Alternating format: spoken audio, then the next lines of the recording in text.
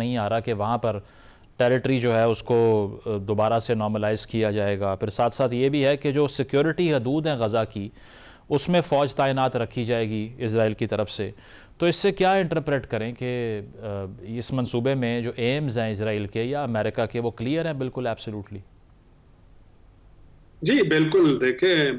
Control तो Israel के पास रहेगा। और वो जो टेक्नोक्रेटिक गवर्नमेंट की बात कर रहे हैं या ट्रांजिशन गवर्नमेंट की बात कर रहे हैं और जो पीस बोर्ड की बात कर रहे हैं, टोनी ब्लेयर साहब जो एक तरह से इंस्ट्रूमेंटल रहे हैं इसके अंदर, क्योंकि ये नया तो है नहीं, लेकिन he has played critical role इसको एग्रीमेंट को। तो उनकी अगर पास हिस्ट्री देखें तो इराक के अंदर वो 1 मिलियन तो लोग मरवा चुके हैं। ठीक है, आज बीबीसी पे किसी ने पूछा कि टोनी ब्लेयर के क्यों शामिल किया गया, तो एक जो एनालिस्ट है उन्होंने कहा इसलिए कि सैटन वाज नॉट अवेलेबल, तो इसलिए टोनी ब्लेयर को जो है इस बोर्ड के अंदर शामिल कर लिया। तो उनकी एक पास हिस्ट्री देखी जाए तो उनसे कोई खैर की तवक्को तो है नहीं कि वो फलस्तीनियन के बहुत खैर ख्वाह हैं और वो कुछ इस तरह के उनको पॉलिसीज बनाएंगे या इस तरह का कंफर्ट देंगे या उनको इस तरह की राइट्स देंगे जब फलस्तीनियन कोई अपना होल्ड बना सके अपनी गवर्नमेंट के। तो वो जो चीजें हैं जो उसके अंदर एक प्रोस्पेक्टिव रखी है कि फ्यूचर में जब स्टेबिलिटी आ जाएगी, जब हमास बिल्कुल खत्म हो जाएगा, जब एक ट्रांजिशन गवर्नमेंट जो है वो भी स्टेबल हो जाएगी, फिर हम सोचेंगे कि पैलेस्टीनियन को देंगे। तो हम होते कौन है ये राइट उनसे लेने वाले? जो बाकी सारे 8 कंट्रीज मिल के बैठे हैं बहुत वाइज होंगे, लेकिन who has given them the right to decide on behalf of Palestinians कि ये एग्रीमेंट है, ये एक्सेप्ट कर लो। जस्ट बिकॉज डोनाल्ड ट्रंप साहब जो है वो एक मीटिंग उन्होंने बुलवाई और सबको कहा कि ये करना है आपने और आपके थ्रू करना है, और हम सब ने कहा ठीक है जी कर दे इसको। अब हम जस्टिफिकेशंस ढूंढ रहे हैं उसकी कि जी ये क्यों अच्छा है पैलेस्टीनियंस के लिए। पैलेस्टीनियंस को आई थिंक डिसाइड करना, प्रिंसिपल तो ये होता है जो लोग अफेक्ट हुए हैं उनको डिसाइड करना है कि ये एग्रीमेंट उनके लिए ठीक है या नहीं है।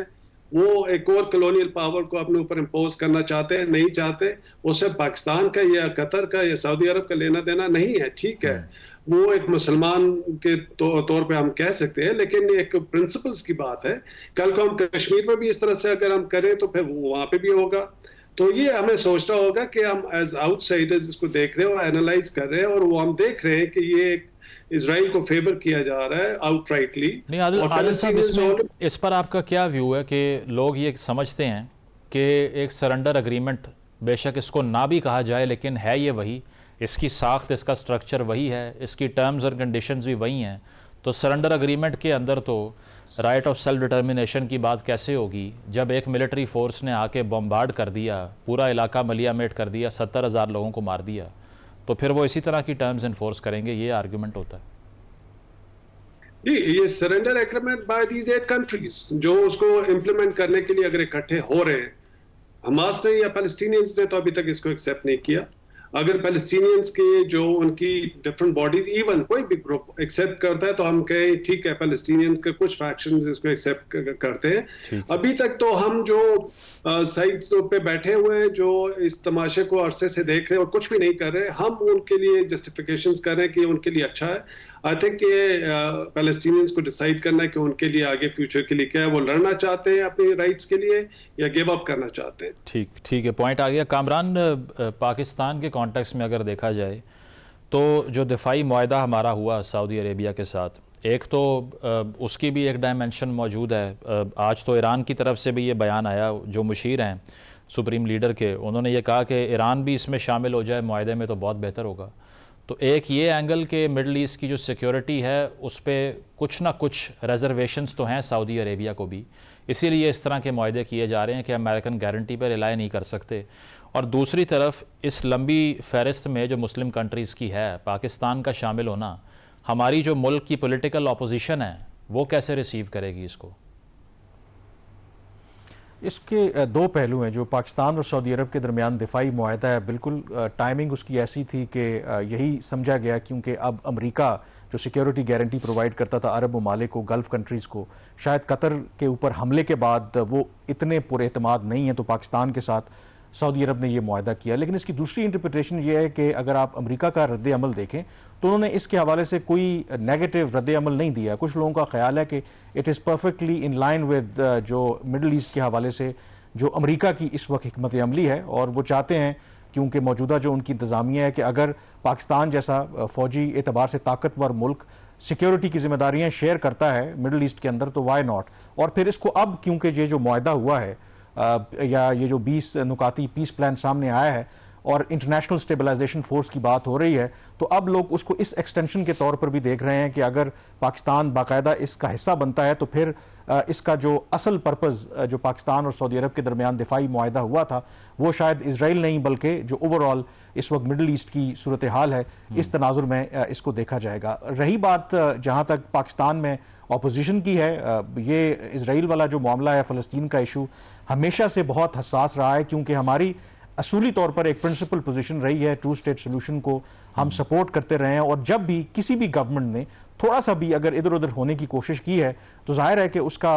ना सिर्फ अपोजिशन की तरफ से बल्कि पब्लिक की तरफ से भी बहुत ज़्यादा स्ट्रॉन्ग रिस्पॉन्स आया है। लेकिन इसको देखने का एक दूसरा तरीका भी है। मसलन एक जो गवर्नमेंट जिसको देख रही है कि पाकिस्तान की जो पहले एक जियो स्ट्रेटेजिक प्रोफाइल थी, आपको पता है कि पिछले चंद सालों से बिल्कुल नीचे चली गई थी। किसी ज़माने में हम बड़े लीडिंग रोल प्ले करते थे OIC में भी, अरब और मिडिल ईस्ट के इश्यूज़ में भी। लेकिन जो गवर्नमेंट है और जो प्रोपोनेंट्स हैं इस हक में मुआहदे के, वो तो इसको इस तरीके से देख रहे हैं कि देखें पाकिस्तान की जो पॉलिटिकल पोजीशन है इंटरनेशनल पॉलिटिक्स के अंदर, जियो पोलिटिकल पोजीशन है वो बेहतर हुई है, उससे पाकिस्तान को मौका मिलेगा कि वो अपने इंटरेस्ट प्रोटेक्ट कर सके। जो मेरी अंडरस्टैंडिंग है कि इस वक्त अपने आप को पाकिस्तान की जो पॉलिसी है, ट्रंप की जो भी पॉलिसी है मिडिल ईस्ट के हवाले से, बाकी जो पॉलिसी है, अलाइन करने का मकसद ये है कि जहां पर हमारे अपने की जियो स्ट्रेटेजिक इंटरेस्ट हैं उनको प्रोटेक्ट किया जाए। फॉरेन मिनिस्टर इसहाक डार ने वाज़े तौर पर जो भी तनकीद की जा रही है उसको मुस्तरद किया है और उन्होंने कहा है कि पाकिस्तान बिल्कुल अपनी जो प्रिंसिपल पोजीशन है उस पर कायम है कि जो भी फ़लस्तीन का सोल्यूशन है वो टू स्टेट है और UN सिक्योरिटी काउंसिल की जो करारदादें हैं। और उन्होंने हवाला भी दिया जो 8 मुल्कों के फॉरेन मिनिस्टर ने, मुस्लिम दुनिया के, पाकिस्तान भी शामिल है, एक जॉइंट स्टेटमेंट इशू किया है और उसमें भी जिक्र किया गया है कि ये जो भी मुआहदा है, ये जो भी पीस प्लान है, इसको इन लाइन विद इंटरनेशनल जो लॉ है, UN सिक्योरिटी काउंसिल की जो रेजोल्यूशन है उसके मुताबिक होना चाहिए। तो पब्लिकली जो भी इस वक्त ये डिस्कशन हो रही है, एटलीस्ट जो गवर्नमेंट है वो ये बताने की कोशिश कर रही है कि बिल्कुल भी हम अपनी पॉलिसी से या अपने जो प्रिंसिपल स्टांस है उससे नहीं हटे, बल्कि ये करंट सिचुएशन में बेस्ट पॉसिबल वे फॉरवर्ड है। बिल्कुल, और इस सिचुएशन में नैरेटिव बड़ा अहमियत का हामिल है जो गवर्नमेंट तश्कील देगी इस सारे मुआहदे पर। जमील साहब, एक तो नकाद के हवाले से आप कुछ कहना चाह रहे थे, फिर इस पर भी कॉमेंट कर दीजिए कि जो ये गेट आउट क्लॉज है इसमें कि अगर हमास रिजेक्ट करता है इस मंसूबे को तो फिर इजराइल की तरफ से जो भी वहाँ पर होगा डोनाल्ड ट्रंप उसको बैक करेगा, लेकिन ये नहीं लिखा कि अगर इजराइल ऑनर नहीं करता इस मुआहदे को तो फिर क्या होगा। देखिए, उसमें तो अब इसमें इंटरप्रिटेशन की बात आ जाती है ना, क्योंकि इसमें अभी कोई खाली ये दो तरफा मुआहदा तो है नहीं या ट्राइलेटरल तो है नहीं, यहाँ तो 10 ममालिक बीच में शामिल हो गए हैं, तो जाहिर है वो कुछ ना कुछ तो अपना इन्फ्लुएंस इस्तेमाल करेंगे। अगर पिछली दफा इतने ज्यादा अगर कोई एक्शन न ले सके अपने ही चार्टर के मुताबिक ये मुस्लिम ममालिक जो मेंबर ममालिक हैं OIC के, तो इस मरतबा तो उनकी अवाम उनको जाहिर है इतना प्रेशर डालेगी कि भाई आपने इस मुआहदे को कराया, आप मुख्तलिफ सरबराहान, हमारे मुल्कों के नुमाइंदे, मुसलमानों के नुमाइंदे, तो अब तो अगर इसराइल इसको नहीं कर रहा है तो फिर अपने कमर कस लें आप, तो फिर वो भी अपनी फिजाओं को बंद कर देंगे, कुछ नहीं कर सकेंगे। अगर कोई और हिम्मत नहीं है तो वो भी ट्रेड बंद कर देंगे, वो भी उनका नाटका बंद कर देंगे इस मामले में। और अगर बहुत हिम्मत हुई तो अपनी जो कि चार्टर में दिया हुआ है कि वो कलेक्टिव सिक्योरिटी का बंदोबस्त करेंगे, तमाम ममालिक के इस्लामिक ममालिक अगर चाहें तो सिक्योरिटी स्ट्रक्चर अपना बना सकते हैं, तो अगर हिम्मत करेंगे तो वो कर लें। लेकिन वो हिम्मत कोई अगर आने देगा उस वक्त तो ये बड़ी इंटरप्रिटेशन वाली बात है। लेकिन मैं बता रहा था कि आपको चंद चीदा नुक्ते बता दिए जाए इसमें से कि इसमें चांसेस यही है कि इजराइल के गले पर अब, क्योंकि इस बोर्ड ऑफ पीस का चेयरमैन जो है वो डोनाल्ड ट्रंप है, हमें ये इल्म है कि इजरायली लॉबी वहां बहुत इफेक्टिव है, हमें ये इल्म है कि बहुत सारे फैसले कांग्रेस में और वहां के इंस्टीट्यूशंस में, पेंटागन में, मुख्तलिफ जगहों पर वो लॉबी के इन्फ्लुएंस में होते हैं। नेतन्याहू का चौथा ये विजिट था, हर विजिट से पहले लॉबी बहुत सरगर्म हो जाती है और अपने अहदाफ के मुताबिक प्रेशराइज करती है प्रेसिडेंट को, कांग्रेस को, तमाम को। इस मरतबा भी यकीनन ये हुआ है। अच्छा, इसीलिए आपने देखा कि डोनाल्ड ट्रंप ने कहा कि मुझसे अच्छा दोस्त इजराइल को आज तक नहीं मिला। देखो, मैंने गोलान हाइट, जो कि इंटरनेशनल कानून की आप बात कर रहे हैं उसकी खिलाफ वर्जी है, कि जो मैंने अभी 242 का बताया है सिक्योरिटी काउंसिल रेजोल्यूशन का, कि गोलान हाइट जो कि 67 में कब्जा किया था, जो वापस देना था, कहते हैं मैंने उसको रेगुलराइज कर दिया, इजराइल के हवाले कर दिया। फिर कहते हैं यरूशलेम, जो कि अगेन सिक्योरिटी काउंसिल के रेजोल्यूशन की खिलाफ वर्जी है कि डिस्प्यूटेड टेरिटरी में आपने अपना सफार खाना खोल दिया वहां और बाकी मुल्कों को भी ले आए, तो वो भी, लेकिन वो अपनी तकरीर में कह दिया कि देखो ये मैंने आपको इनाम तो दिया है, मतलब अल्फाज दीगर, और उसके बाद मैं आपको अभी सपोर्ट कर रहा हूं, अगर हमास नहीं माना तो फिर आपकी जो फिनिशिंग स्टेज पर आप जाना चाहते हैं चले जाएं। तो अब हमास में बचा क्या है? 20,000 अफराद हमास के जंगजू जो है शहीद कर दी है, बाकी कितने हजार बचे होंगे? वहां तो टैंक फिर रहे हैं, 2 डिवीजन फोर्स फिर रही है। ये कोई जंग है? ये कोई मुकाबला है? यहाँ तो चंद अफराद जिनके हाथ में राइफलें हैं, एक आध रॉकेट है, उसके दुनिया के जदीद तरीन जहाज, जदीद तरीन टैंक, जदीद तरीन AI